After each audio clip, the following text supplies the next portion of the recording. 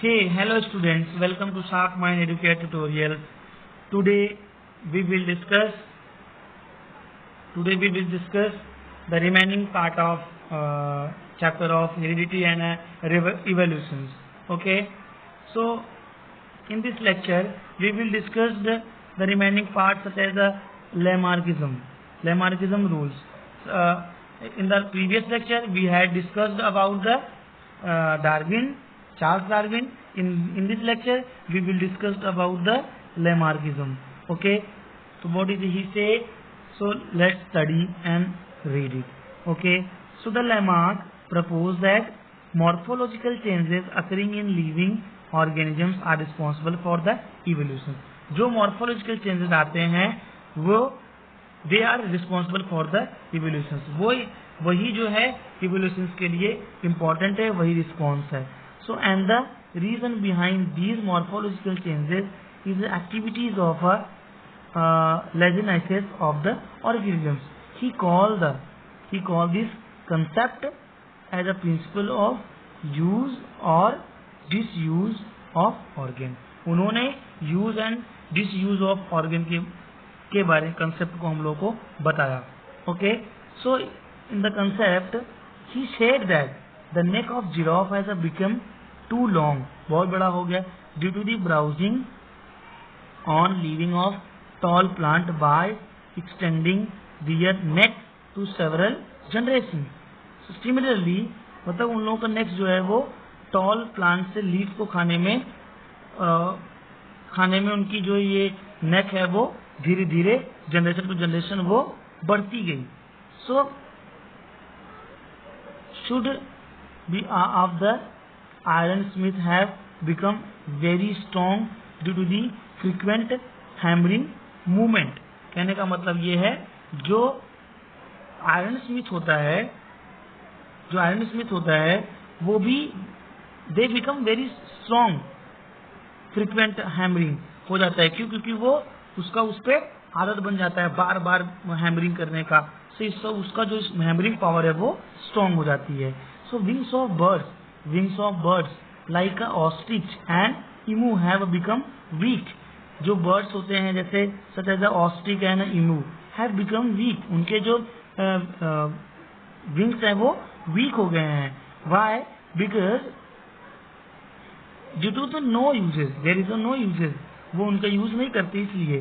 So legs of bird swan and duck, the legs of swan and bird duck have become useful for the swimming. वो लोग उसको use करते हैं for the swimming due to living in the water, because क्योंकि वो लोग water में रहते हैं. Snakes have lost their leg, और स्नेक ने अपना लेग लॉस कर दिया. क्यों? By the modification of their body for burrowing habit. वो बोरो करने लगी है, उसके हैबिट से वो लोगों ने अपनी लेग्स को गायब कर दिया. क्या किया? गायब कर दिया. So all these examples of type of acquired characters. Okay, and are transformed from one to another generation. जो हम लोग के अंदर एक इवोल्यूशन आ जाता है वो ग्रेजुअली हमारे जनरेशन टू जनरेशन फिर ट्रांसफर होने लगता है. So this is called the theory of inheritance of acquired character of Lamarckism. Okay, so student, so development of organs, the development of organs due to the specific activities or their degeneration of due to the no uses of all void except but transfer of those characters from generation to generation was rejected because it had been verified many times. The modification brought in one not transferred to next generation. Thereby Lamarck's theory was disproved. So the living organisms can transfer the characters which it has acquired up to next generation. This is called the ancestry of the acquired characteristics. Lamarck ने क्या बताया था कि जिस body part को हम लोग कम use करेंगे या उसका यूज हम नहीं करेंगे वो क्या हो जाएंगे? डिसअपीयर्ड हो जाएंगे. मतलब they will disappeared if the no usages in your body part. अगर हम उसका यूज नहीं करेंगे तो वो धीरे धीरे क्या हो जाएंगे? डिसअपीयर्ड हो जाएंगे. और जिनका हम ज़्यादा यूज़ करेंगे, जिस टाइप से ज़्यादा यूज़ करेंगे वो उस टाइप में ढलता जाएगा ना। ये उन्होंने क्या कहा, लेमार्क ने कहा था। So next, speciation. What is the speciation? Formation of new species of plant and formation of new species of plant and animals is the effect of evolution। बच्चों, हमें ये बताया गया है कि जो न्यू स्पीसीज फॉर्म हो रही हैं आजकल, जो न्यू स्पीसीज फॉर्म हो रही हैं, ये इवोल्यूशन की कारण ही हो रही, due to the evolution. Okay, so चाहे वो प्लांट हो चाहे वो एनिमल हो, यानी कि लिविंग ऑर्गेनिजम्स में जो एक फॉर्मेशन आ रहा है, नई स्पीसीज का जो फॉर्मेशन आ रहा है, नए नए जो हमें लोग दिख रहे हैं, नए नए जो प्लांट्स आ रहे हैं, क्यों आ रहे हैं? Due to the evolution. Okay, species is the group of organisms that can produce fertile individual through natural reproduction. Each species grow in a specific geographical condition. Their food, habitat, reproductive ability and period is different. So however, genetic variation is responsible for the formation of new species from earlier one. So besides geographical and reproductive changes are also responsible. Similarly, geographical or reproductive isolations also leads to speciation. Okay, I hope you will well understand what is the speciation, what is the evolution. Okay, so बच्चों, evolutions को आप लोग समझ गए होंगे कि क्या है। लेमार्क ने बताया हमें, चार्ल्स डार्विन ने बताया, और ओके, लेमार्क ने बताया, डार्विन ने बताया, और ये स्पेसिस ने भी बताया। अभी हम क्या जानेंगे? Human evolution. बच्चों, हमने इवोल्यूशन को देख लिया, प्लांट में देख लिया, हर जगह देख लिया, ये इवोल्यूशन होता है। Now we will concentrate our mind on our human being. अभी हम ह्यूमन बीइंग्स में कैसे कैसे वो इवोल्यूट हुए हैं, उनकी बॉडी कैसे इवोल्यूट हुई है, what is the changes, what is the major changes in our body in human species, we will see in this topic. Okay, human evolution. The biodiversity that is known to has been to state of formed from very simple unicellular organisms due to the evolutions in this evolution. Origin of human evolutions can be so as per the picture given below। जो हमारा origin evolutions है वो ये है। हम लोग सबसे पहले क्या थे? ये वाले थे, एंशिएंट ओरिजिन। इसको पढ़ लो बच्चों, इसको आप लोग बुक से स्टडी कर लेना। What is this, what is the name. Okay, so these all names are very important, you will understand. Okay, so the pictures के थ्रू हम लोग देख सकते हैं कि हम लोग पहले, हम लोग का जो ओरिजिन इवोल्यूशन है वो कैसा था। Okay, so at a time monkey like animals are said to be evolve from some ancestors, so who were more or less similar to modern lemurs। समझ में आ गया बच्चों? हम लोग पहले कैसे थे? As a monkey like animal थे। आज हम लोग मॉडर्न में आकर के लेमर जैसे बन गए हैं, लेमर्स हो गए हैं। तो there is some differences. So tail और these monkey like animal of Africa, animal of Africa is said to be disappeared about 4 crore year ago. मतलब जो टेल ऑफ मंकी है वो कब गायब हुआ था? 4 करोड़ ईयर, 404 करोड़ ईयर पहले हम लोग का गायब हुआ था।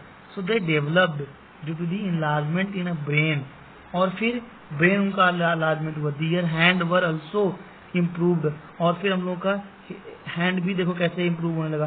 पहले हम लोग का हैंड ऐसे था, फिर ऐसे हुआ, फिर ऐसे हुआ, फिर ऐसे हुआ, फिर ऐसे हुआ, फिर ऐसे। कहने का मतलब there is a major changes in our brain, in our hand. Okay, so they developed due to the brain, their hand were also improved and the ape like animal. पहले हम लोग कैसे थे? एप लाइक थे, and were evolved, फिर हम लोग evolve हुए। Meanwhile these ape like animal reach to the south and north east Asia and finally evolved into the gibbon and orangutan। फिर हम लोग ऐसे हो गए। Okay, So the remaining ape-like animals stay in Africa, and from them, okay, gorilla and chimpanzee evolved about 2.5 crore year ago. मतलब जो Africa के में पाते गोरिल्ला और चिंपैंजी थे, वो लोग भी एप लाइक रहते थे कभी 2.5 crore year ago. So evolution of some of 2 crore year of old species of ape seems to occur in the different way. They had to be use their hands more for eating food and other work. Okay, those फिर वो लोग दो करोड़ पहले वो लोग फिर अपना हाथ यूज करने लगे for the work and eating the food. These apes started to live on a land or the forest, started to decline due to the environment. Their lumbar bones developed in such a way that they started to stand the erect posture. फिर वो erect posture में खड़ा होना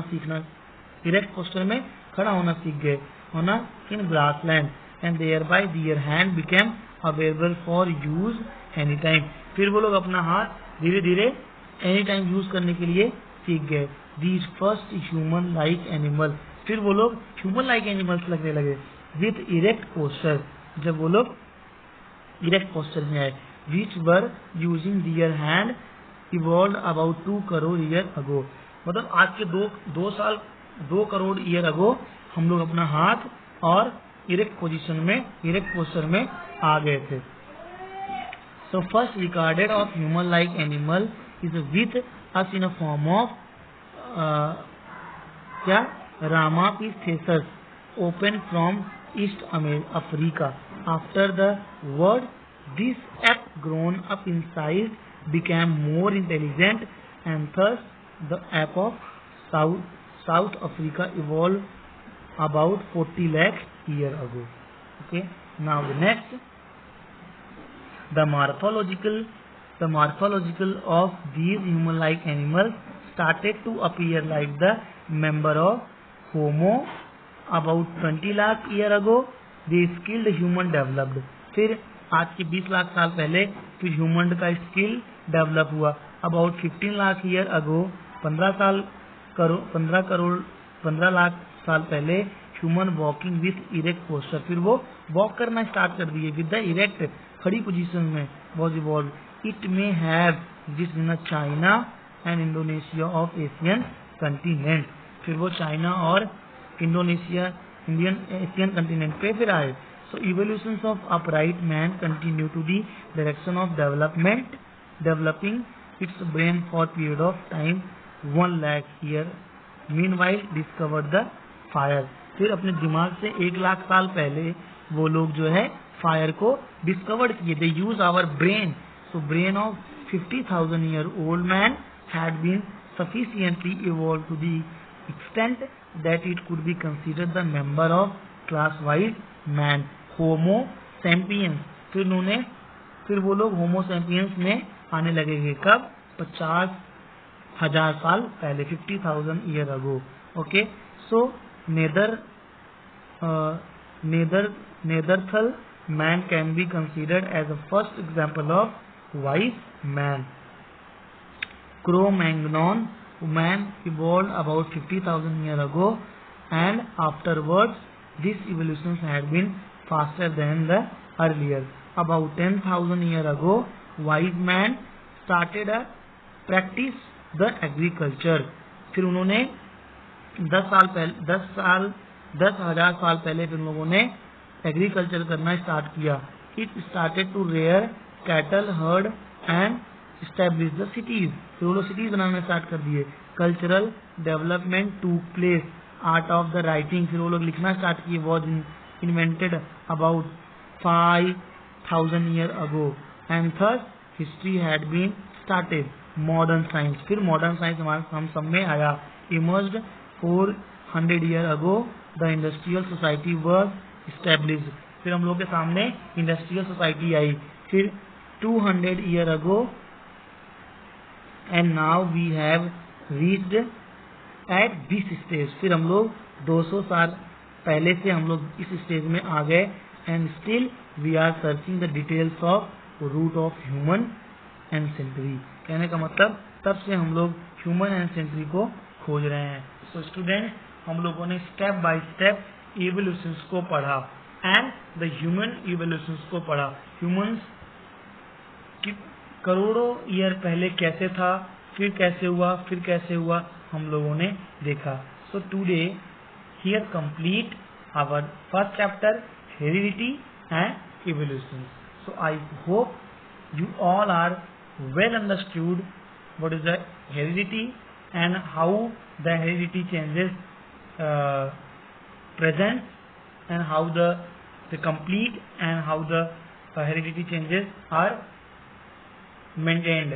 Okay, and next the evolution. So if you have any doubts, please you comment in our videos. I ensure that कि आप लोगों को मैं जो भी आपकी डाउट्स रहेगा उसको क्लियर करने के लिए मैं फिर से वीडियो बनाऊंगा। So please students, subscribe, share and like.